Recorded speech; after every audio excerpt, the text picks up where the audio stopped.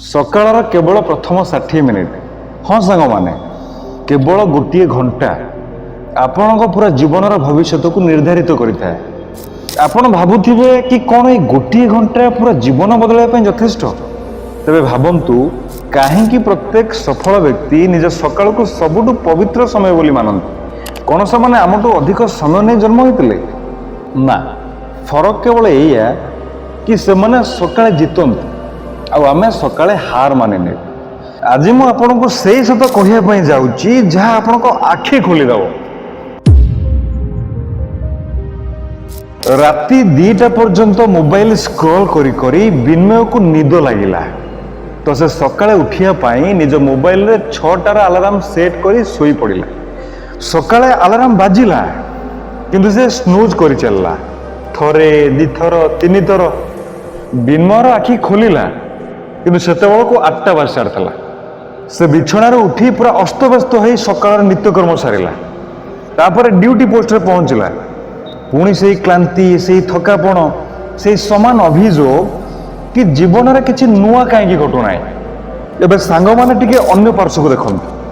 ସକାଳ 4ଟାରେ ଜଣେ କ୍ଷୁଦ୍ର ଚାଷୀ ରାମକିଶୋର କ୍ଷେତରେ ଯାଇ ପହଞ୍ଚିଲା।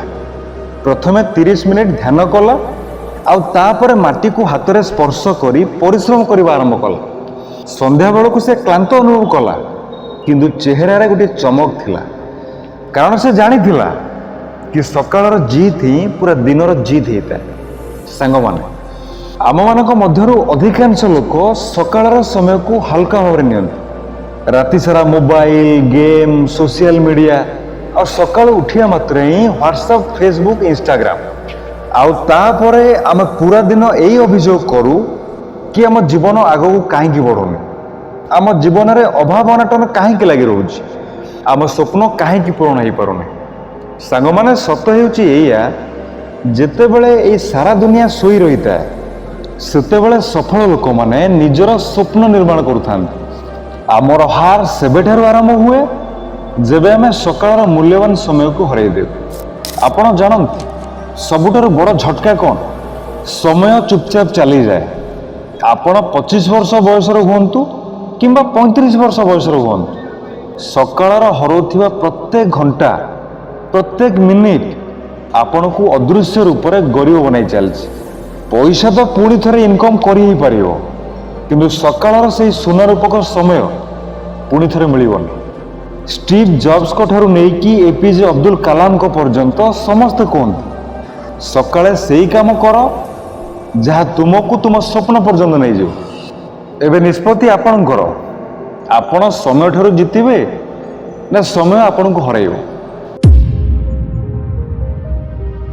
ମୁଁ କିଛିଟା ପ୍ରାକ୍ଟିକାଲ ଆଡଭାଇସ୍ ଦେଉଛି, ତାକୁ ଆପଣ ଫଲୋଅପ୍ କରନ୍ତୁ। ଫାର୍ଷ୍ଟ, ଡିଜିଟାଲ ଡିଟକ୍ସ ରାତିଠାରୁ ଆରମ୍ଭ କରନ୍ତୁ। ଶୋଇବାର 1 ଘଣ୍ଟା ପୂର୍ବରୁ ମୋବାଇଲକୁ ନିଜଠାରୁ ଦୂରେଇ ରଖନ୍ତୁ। ସେକେଣ୍ଡ, ନିଜର ଗୋଟିଏ ଫିକ୍ସ ୱେକଅପ୍ ଟାଇମ୍ ରଖନ୍ତୁ। ସେ ସକାଳ 5ଟା ହେଉ ଅବା 6ଟା, ଡେଲି ଗୋଟିଏ ସମୟରେ ଉଠନ୍ତୁ। Third, morning ritual. ସକାଳେ ଉଠିବା ପରେ 15 ମିନିଟ୍ ମେଡିଟେସନ୍ କରନ୍ତୁ, ଯାହାକି ଆପଣଙ୍କ ମାଇଣ୍ଡକୁ କ୍ଲିଅର ରଖିଥାଏ। ଫୋର୍ଥ, ବଡି ମୁଭମେଣ୍ଟ, ହାଲକା ଫୁଲକା ଏକ୍ସରସାଇଜ କରନ୍ତୁ। ଫିଫ୍ଥ, ସକାଳର ପ୍ରଥମ କାମ ସେଇଆ କରନ୍ତୁ ଯାହା ଆପଣଙ୍କୁ ଆପଣଙ୍କ ଲକ୍ଷ୍ୟ ପର୍ଯ୍ୟନ୍ତ ପହଞ୍ଚାଇବ। ସେ ଷ୍ଟଡି ହେଉ, ରାଇଟିଂ ହେଉ, ନ୍ୟୁ ସ୍କିଲ୍ ହେଉ, ଏକ୍ସେଟ୍ରା। ଏବେ ନିଷ୍ପତ୍ତି ଆପଣଙ୍କ ହାତରେ ରହିଲା। କାଲି ସକାଳେ ଆଲାର୍ମ ବାଜିବ, ହୁଏତ ଆପଣ ସ୍ନୁଜ୍ ବଟନ୍ କ୍ଲିକ୍ କରି ଶୋଇ ରହିବେ ଆଉ ଜୀବନକୁ ସେମିତି ହିଁ ରହିବାକୁ ଦେବେ ଯେମିତି ଆଜି ଆପଣ ଅଛନ୍ତି। ନାଇଁ ତ ଆପଣ ଉଠିବେ ଦୁନିଆ ଉଠିବା ପୂର୍ବରୁ, ଆଉ ନିଜ ସ୍ୱପ୍ନ ଆଡ଼କୁ ପ୍ରଥମ ପାଦ ବଢ଼ାଇବେ। ପ୍ରତ୍ୟେକ ସକାଳ ଆପଣଙ୍କୁ ଅପେକ୍ଷା କରି ରହିଥାଏ। ସେ ଆପଣଙ୍କ ଶତ୍ରୁ ନୁହେଁ, ସେ ଆପଣଙ୍କର ସବୁଠୁ ବଡ଼ ମିତ୍ର। ସାଙ୍ଗମାନେ, ଆଜି ନିଜ ସହିତ ଗୋଟିଏ ପ୍ରତିଜ୍ଞା କରନ୍ତୁ କି କାଲି ମୁଁ ଜିତିବି, କାରଣ ଯିଏ ସକାଳେ ଜିତେ ସିଏ ଜୀବନକୁ ବି ଜିତେ। ଧନ୍ୟବାଦ।